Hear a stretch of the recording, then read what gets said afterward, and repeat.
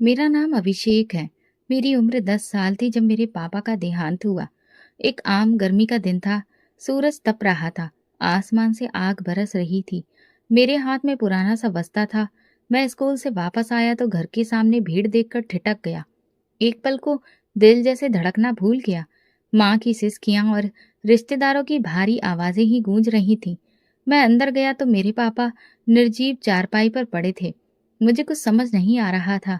सिर्फ माँ का चेहरा याद है। आंखों में आंसू और चेहरे पर एक सवाल, जैसे दुनिया खत्म हो चुकी हो। वो दिन मेरी जिंदगी का पहला मोड़ था। जब आपके सिर से पिता का साया उठ जाए तो बचपन कहीं पीछे रह जाता है। माँ के आंसू में मैंने सपनों को लपेट कर रख दिया, मगर माँ ने हार नहीं मानी। दूसरे ही दिन से उन्होंने लोगों के घरों में काम करना शुरू कर दिया। सुबह सूरज निकलने से पहले वो घर से निकल जाती और शाम को अंधेरे में वापस आती। उनके हाथों की खुरदरी लकीरें उनकी कुर्बानियों की गवाह थीं। अक्सर माँ रात को थकी हारी आकर मेरे सिर पर हाथ रखती और कहती, बेटा, तुझे बड़ा आदमी बनना है। तुझे अफसर बनकर मेरे सारे दुखों का बदला लेना है। मैं खामोशी से उनके चेहरे को देखता और बस दिल में कहता, माँ, मैं आपको कभी मायूस नहीं करूंगा। हमारा घर कच्चा था। छत से बारिश के दिनों में पानी टपकता और हम दोनों एक कोने में दुबक कर बैठ जाते। सर्दियों में जब ठंडी हवा छत की दरारों से अंदर आती, माँ मुझे अपनी शॉल में लपेट लेती। ठंड लग रही है ना? बस तुम सब्र करो, एक दिन ये सब खत्म हो जाएगा। उनका यकीन मेरे अंदर उम्मीद बनकर पनपता रहा। स्कूल जाना मेरे लिए एक मिशन था। मैं कभी छुट्टी नहीं करता था, चाहे पेट खाली होता या जूता फटा हुआ। क्लास में सब मुझे मास्टर जी कहकर बुलाते, क्योंकि मैं हमेशा सवालों का सही जवाब देता। टीचर भी मेरी मेहनत के कायल थे। कई बार स्कूल का चौकीदार कहता, बेटा, तू सच में बड़ा अफसर बनेगा। तेरी आंखों में रोशनी है। गांव के बच्चे अक्सर मेरा मजाक भी उड़ाते थे। ये भिखारी का बच्चा क्या खाक अफसर बनेगा? मैं उनकी बातों को सुनकर मुस्कुरा देता, क्योंकि मेरे कान माँ की बातों के आदी थे, जिनमें सिर्फ हिम्मत थी। एक दिन स्कूल से वापसी पर माँ ने कहा, कल से मैं दूसरा काम भी करने लगी हूँ। दिन में सफाई, शाम को सिलाई। मैंने उनके हाथों को देखा, जिन पर पहले ही छाले थे। माँ, रहने दो, मैं भी काम कर लूंगा। उन्होंने मेरी बात पर जोर से मेरी नाक खींची। अरे पगले, तेरा काम सिर्फ पढ़ना है, काम तो मैं करूंगी, और एक दिन तू मेरा फक्र बनेगा। उसी दिन मैंने किताबों से एक वादा किया कि उनको कभी छोड़ूंगा नहीं। कई रातें ऐसी गुजरी जब माँ सिलाई करती जाती और मैं मोमबत्ती की रोशनी में अपना सबक याद करता रहता। जब बिजली चली जाती तो मैं माँ से कहता, माँ, ये अंधेरा हमें नहीं रोक सकता ना? और वो कहती, नहीं बेटा, हम अंधेरे से लड़ना जानते हैं। एक दिन स्कूल में जब मेरा नाम क्लास में फर्स्ट पोजीशन पर आया तो माँ को बुलाया गया। वो साधारण कपड़ों में आई और टीचर ने उन्हें बताया, आपका बेटा स्कूल का सबसे होनहार बच्चा है। तो माँ की आंखों से आंसू बहने लगे। वो रो रही थी, मगर उनके चेहरे पर एक हल्की मुस्कुराहट थी। उसी दिन मैंने पहली बार खुद को मजबूत महसूस किया। एक खामोश ताकत मेरे अंदर उभरी। मैं जानता था ये सिर्फ शुरुआत है, अभी तो बहुत सफलता बाकी है। मैंने माँ से कहा, मैं वादा करता हूँ, एक दिन आपके सारे दुखों का हिसाब चुका दूंगा। उन्होंने मेरे माथे पर हाथ फेरा और बोली, मैं उस दिन सफेद साड़ी की जगह रंगीन कपड़े पहनूंगी। बस वो लम्हा था जब मैंने सोच लिया कि चाहे कुछ भी हो जाए, माँ का सपना पूरा करके रहूंगा। 8वीं क्लास का रिजल्ट आया तो मैं पूरे स्कूल में दूसरी पोजीशन पर आया। एग्जाम के दिनों में माँ दिन रात प्रार्थना में लगी रहती, और जब रिजल्ट आया तो मेरी खुशी से ज्यादा उनकी आंखों में सुकून था। गांव से आगे 2 किलोमीटर दूर सरकारी हाई स्कूल था। वही एकमात्र ऐसा स्कूल था जहां पूरे इलाके के बच्चे पढ़ते थे। गर्मी हो या सर्दी, मैं रोज पैदल स्कूल जाता। स्कूल का रास्ता कच्चा था, मिट्टी उड़ती थी, बारिशों में कीचड़ होता, मगर मेरे हौसले में कभी कमी नहीं आई। हाई स्कूल में पहले दिन मेरा जिक्र हुआ तो एक टीचर ने मेरा नाम सुनकर कहा, तो ये वही बच्चा है जिसने 8वीं क्लास में स्कॉलरशिप ली है? और पूरी क्लास की नजरें मेरी तरफ उठ गईं। मुझे किसी की आंखों में दिलचस्पी नजर नहीं आई, किसी में जलन थी, और एक चेहरा ऐसा भी था जिसमें साफ नफरत दिखाई देती थी। वो जतिन था, भूपेंद्र चौधरी का बेटा। जतिन मेरे साथ वाले बेंच पर बैठता। वो हर वक्त अपनी ताकत का जिक्र करता, जैसे उसे भरोसा हो कि दुनिया की हर चीज वो जबरदस्ती ले सकता है। मेरे पापा ने ही तो स्कूल के पीछे वाली जमीन दी थी, वरना ये बिल्डिंग कहाँ बनती। मैं खामोश रहता, क्योंकि मुझे उससे बहस करने में कोई दिलचस्पी नहीं थी, और शायद इसलिए भी कि मैं अपने बारे में बताने से ज्यादा अपने काम पर यकीन करता था। एक दिन साइंस के टीचर ने सवाल किया, पृथ्वी सूरज के आसपास कितने दिनों में चक्कर पूरा करती है? पूरी क्लास खामोश थी। मैंने हाथ उठाया, 365 दिन और 6 घंटे। टीचर ने सर हिलाया, शाबाश, बिल्कुल। इस वक्त जतिन ने मुझे घूर कर देखा, जैसे मैंने उसकी बेइज्जती कर दी हो। उसी दिन के बाद वो अक्सर मुझे उलझाने की कोशिश करता, कभी जानबूझकर मेरा रास्ता रोकता, कभी मेरे बैग को धक्का देता। मैं जानता था वो क्यों ऐसा करता है। उसे मेरी काबिलियत से नहीं, मेरी खुददारी से नफरत थी। उसे लगता था कि बिना ताकत के कोई लड़का उसके बराबर कैसे खड़ा हो सकता है। इसी दौरान मैं स्कूल के सारे प्रोग्राम्स में हिस्सा लेता रहा। कंपटीशन, वाद विवाद, क्विज, हर जगह मेरा नाम आता और लगभग सभी में मुझे प्राइज मिलता। एक दिन प्रिंसिपल ने मुझे बुलाकर कहा, बेटा तुम्हारी मेहनत हमें नजर आ रही है, हम तुम्हें डिस्ट्रिक्ट लेवल कंपटीशन के लिए भेजने का सोच रहे हैं। वो पल मेरे लिए फक्र का था। जतिन वहीं खड़ा सब सुन रहा था। उसका चेहरा लाल हो रहा था, मगर वो कुछ बोल नहीं सका। स्कूल के बाहर भी भूपेंद्र चौधरी की ताकत के चर्चे होते थे। गांव के बड़े बड़े लोग कहते थे, चौधरी ने सब कुछ दबा रखा है, कोई उसके आगे बोल नहीं सकता। एक दिन गांव के एक आदमी का बैल भूपेंद्र चौधरी की जमीन में घुस गया। अगले दिन उस आदमी की पिटाई हो गई और उसके चेहरे पर चोट के निशान थे। सब लोग जानते थे कि किसने ये किया है, मगर कोई बोल नहीं सकता था। यही ताकत जतिन के व्यवहार में भी दिखती थी। वो समझता था कि जिसे आप बड़ा कहते हैं, उसे कानून नियम की कोई परवाह नहीं करनी पड़ती। लेकिन मेरी परवरिश ऐसी नहीं थी। मैंने माँ से सीखा था कि सच्चाई, सब्र और मेहनत के सामने कोई भी ताकत टिक नहीं सकती। मेरी जिंदगी का अगला इम्तिहान अभी आना बाकी था। जतिन की हरकतें बढ़ती जा रही थी और उसके बाप की ताकत मेरे सपनों के रास्ते में एक नई दीवार बनने वाली थी। अब धीरे धीरे मेरा ध्यान बस एक ही तरफ था कि मुझे मैट्रिक में अच्छी पोजीशन लानी है, ताकि सारे गांव को जवाब मिल जाए कि ताकत जमीनों से नहीं, दिमाग से आती है। हर दिन हर रात बस इसी सोच में गुजरती। जतिन और उसके जैसे दूसरे लड़कों के ताने, टीचर्स की चुप करा दी गई हिमायत और सहूलियत की कमी, सबको मैंने अपने लिए जुनून बना लिया था। मैट्रिक के पेपर आसान नहीं थे, मगर जो कुछ पढ़ा था वो ठीक से याद था। मुझे हर परीक्षा के बाद ये सुकून होता कि मैंने सब अच्छे से किया है। एग्जाम खत्म हुए तो जैसे पूरे शरीर से बोझ उतर गया। अगले 2 महीने मैं घर पर माँ के साथ गुजारे। वो मेरे लिए प्रार्थना करती और मैं रोज बोर्ड की वेबसाइट पर रिजल्ट आने की तारीख देखा करता। फिर एक दिन वो सुबह आ गई। प्रिंसिपल ने मुझे खुद फोन किया, बधाई हो बेटा, तुमने बोर्ड में टॉप किया है, पूरे जिले में पहला नंबर है। मैं खामोश हो गया, दिल जोर जोर से धड़कने लगा। फोन रखा तो माँ भगवान के आगे सिर झुकाकर बैठ गई।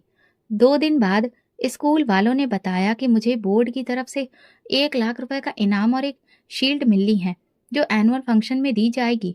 साथ में स्कॉलरशिप भी कंफर्म थी। मैंने दिल में सोच लिया, अब शहर जाकर पढ़ूंगा, माँ को लेकर नया घर लूंगा, जहाँ हम इज्जत से जी सकेंगे। फंक्शन के दिन मैंने अपना सबसे अच्छा ड्रेस पहना, जो मेरे टीचर ने मुझे गिफ्ट में दिया था। मैं स्कूल पहुंचा तो माहौल कुछ अजीब सा लगा। मुझे स्टेज के पीछे बिठा दिया गया, जहाँ बाकी बच्चों के माँ बाप भी बैठे थे।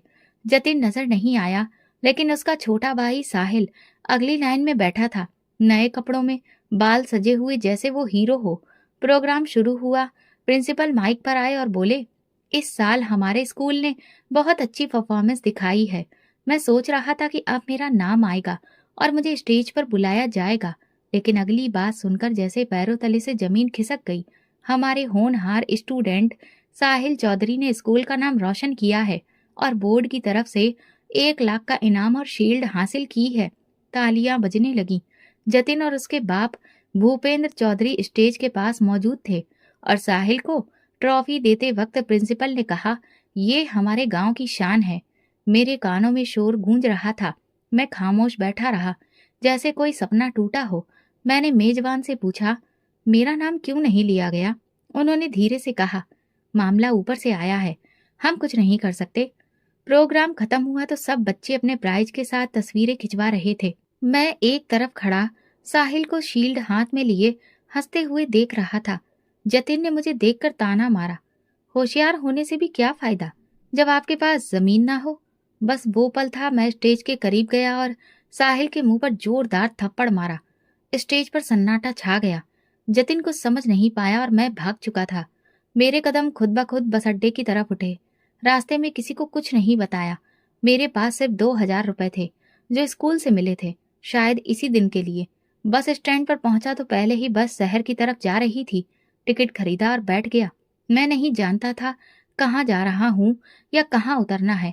बस चलती रही और मैं खिड़की से बाहर देखता रहा। मेरे मन में लगातार वो स्टेज का मंजर चल रहा था, वो शील्ड जो मेरी थी, वो झूठी मुस्कुराहट, वो ताकत का खेल। मेरे पास छोटा सा बस्ता था, पर दिल में एक आग थी। ये सब कुछ मेरे लिए नया नहीं था, पर यह धोखा मेरी पहचान पर हमला था। मुझे मालूम था अगर मैं घर वापस गया तो भूपेंद्र के आदमी मुझे ढूंढ निकालेंगे, और अगर वो मुझे पकड़ लेते तो मेरे लिए कोई रास्ता नहीं बचता। मैं जानता था मैं अपनी माँ से दूर हो रहा हूँ, पर अब उनसे कुछ बनकर ही मिलूंगा। इसलिए मैंने वापसी का रास्ता नहीं देखा, आगे जाने का इरादा कर लिया, चाहे पता ना हो कि मंजिल कहाँ है। बस में जब होश आया तो मैं जैसे एक सपने से बाहर निकला। बस अड्डे पर भीड़ थी, मगर मेरी आंखें खाली। मैं खिड़की के पास बैठा बाहर देख रहा था।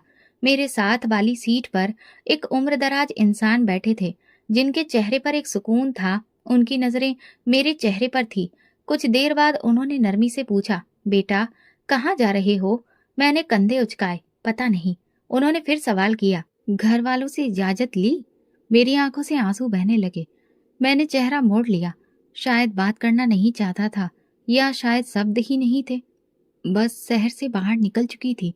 काफी वक्त गुजर गया। उन्होंने दोबारा कोशिश की, बेटा मैं अजनबी जरूर हूँ, लेकिन तुम्हारा दुख चेहरे पर साफ लिखा है। कुछ बताओगे तो शायद कुछ कर सकूं। उनका लहजा ऐसा था जिसमें दिलचस्पी नहीं, मदद थी। मैं थोड़ा झिझका, फिर धीरे धीरे सारी कहानी सुना दी। मैं बोलता रहा, वो सुनते रहे। जब मैं रुका तो वो कुछ पल चुप रहे, फिर धीरे से बोले, तुम बहुत खास हो, तुम्हें कोई बचाने वाला है, तभी तुम आज मेरे पास आए हो। मैंने कुछ नहीं कहा, बस उनकी तरफ देखा। मेरा नाम अमर है। मैं एक फाउंडेशन से जुड़ा हूँ। वहाँ ऐसे बच्चे, बूढ़े, औरतें, सबको सहारा दिया जाता है जिनका कोई नहीं होता। अगर तुम चाहो तो मैं तुम्हें वहाँ ले जा सकता हूँ। मैंने धीरे से कहा, मगर मैं लावारिस नहीं हूँ। अमर अंकल ने मेरी तरफ झुककर कहा, जानता हूँ तुम्हारी माँ है, तुम्हारा अतीत है, मगर अगर तुम ये सब जाहिर करोगे तो वो लोग तहकीकात करेंगे, और जिस ताकत से तुम भागे हो वो तुम्हें ढूंढ निकालेगी। मैं खामोश हो गया। उनकी बात में वजन था। मैंने हामी भर ली।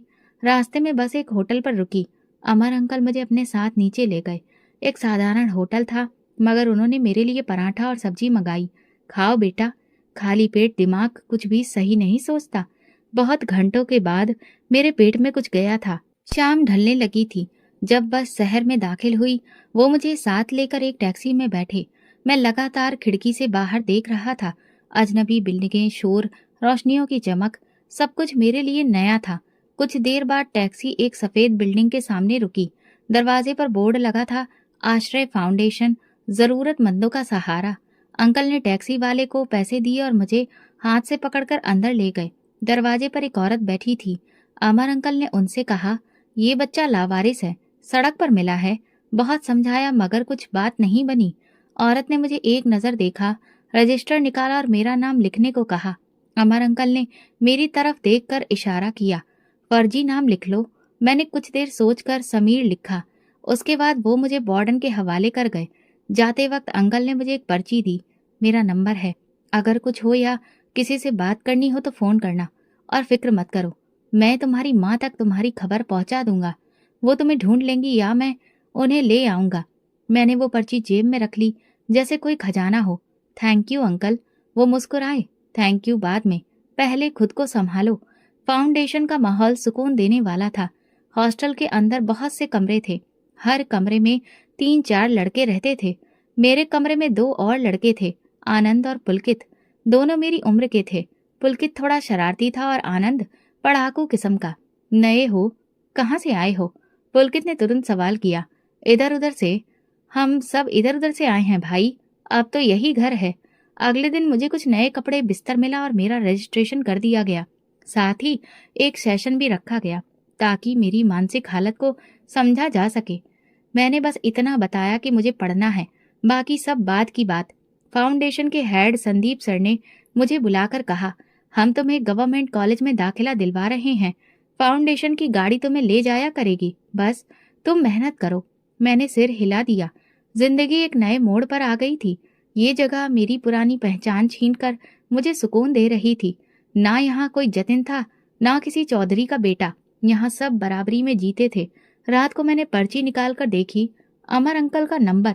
कुछ देर उसे घूरता रहा। दिल चाहा फोन करूं, पर फिर सोचा उन्हें वक्त चाहिए होगा। मैंने खुद से वादा किया कि यहाँ से मैं वही बनूंगा जो मेरी माँ चाहती थी, मगर इस बार बिना किसी का एहसान लिए। उस रात नींद सुकून से आई। कई दिनों बाद ऐसा लगा कि मैं सुरक्षित हूँ। फाउंडेशन में दिन अच्छे से गुजरते थे। हर चीज एक नियम के तहत चलती थी।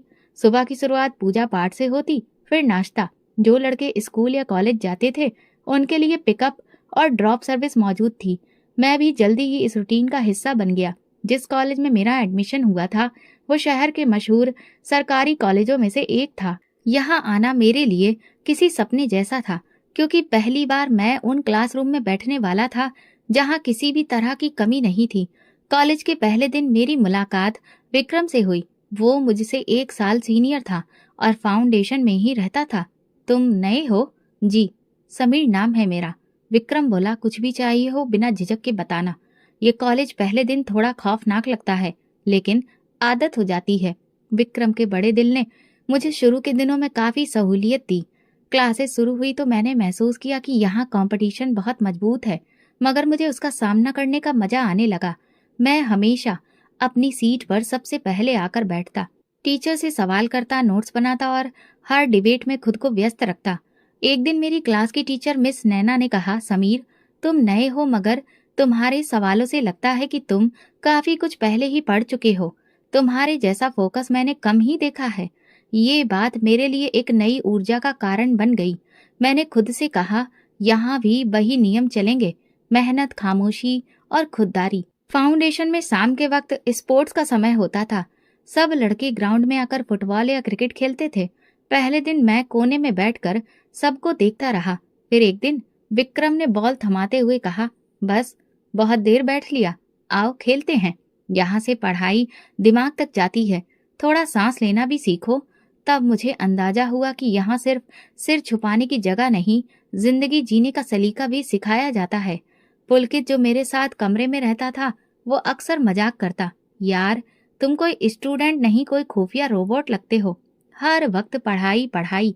मैंने हंसकर कहा, बस तुम खेल में अच्छे हो और मैं किताबों में। जिंदगी में किसी न किसी मैदान में तो अच्छा होना चाहिए ना। 1 महीने बाद ही मैंने अपनी क्लास में अपनी काबिलियत दिखानी शुरू कर दी थी। धीरे धीरे मैंने सबको पीछे छोड़ दिया। कॉलेज के दोस्तों ने मुझे प्राइवेट स्टडी ग्रुप में शामिल किया, जहां हम महत्वपूर्ण नोट्स पर चर्चा करते थे। इस डिस्कशन सेशन में मैंने पहली बार बोलने का फैसला किया। मेरा नाम समीर है, मैं यहाँ पिछले 1 महीने से हूँ। मैं बस ये कहना चाहता हूँ कि अगर किसी को लगे कि वो पीछे रह गया है तो याद रखो, आगे निकलने के लिए रेस शुरू करना जरूरी है। बाकी वक्त खुद फैसला करेगा कि कौन जीतेगा। सबने तालियां बजाईं। संदीप सर ने मेरे कंधे पर हाथ रखकर कहा, समीर, तुम सिर्फ यहाँ के बच्चों के लिए नहीं, बाहर की दुनिया के लिए भी मिसाल बन सकते हो।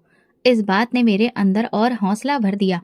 अब ये दुनिया मेरी थी और मैं खुद को उसका हिस्सा महसूस करने लगा था। मैं रात को देर तक लाइब्रेरी में बैठा पढ़ता रहता। पुलकित खर्राटे मारता और आनंद होमवर्क लिखते लिखते सो जाता। हम सबकी जिंदगियां अलग थीं, मगर एक ही छत के नीचे नई उम्मीद के लिए एक नई दुनिया में जी रहे थे। जिंदगी तेजी से आगे बढ़ रही थी और मुझे अंदाजा भी नहीं हुआ कि यहाँ आए 6 महीने हो गए। अब मैं सिर्फ जिंदा नहीं था, जीने का तरीका सीख रहा था। फाउंडेशन में 6 महीने गुजरे। दिन हफ्ते नहीं रफ्तार से चलते। कॉलेज का रूटीन, सेशंस, पुलकित की शर्तें, आनंद के नोट्स के पीछे दौड़ और लाइब्रेरी की खामोश पढ़ाई, ये सब मेरे रोजमर्रा का हिस्सा बन चुका था। लेकिन कुछ चीजें ऐसी होती हैं जो सुकून में भी खलल डाल देती हैं, जैसे दिल के किसी कोने में मौजूद एक पुराना सवाल, क्या माँ को मेरी खबर मिली है या नहीं। एक दिन मैंने अमर अंकल का नंबर निकाला, उसे पढ़ा और फिर जेब में वापस रख लिया। कभी लगता कि वो व्यस्त होंगे, कभी लगता वक्त नहीं आया, लेकिन एक शाम जब लाइब्रेरी से वापस आया तो दिल बेचैन था। न पुलकित की बातों में मन लग रहा था, न खाने का स्वाद महसूस हो रहा था। आखिरकार मैंने फोन निकाला, कमरे से बाहर निकलकर सीढ़ियों पर बैठा और नंबर डायल किया। कई सेकंड तक घंटी बजती रही, फिर किसी आदमी ने फोन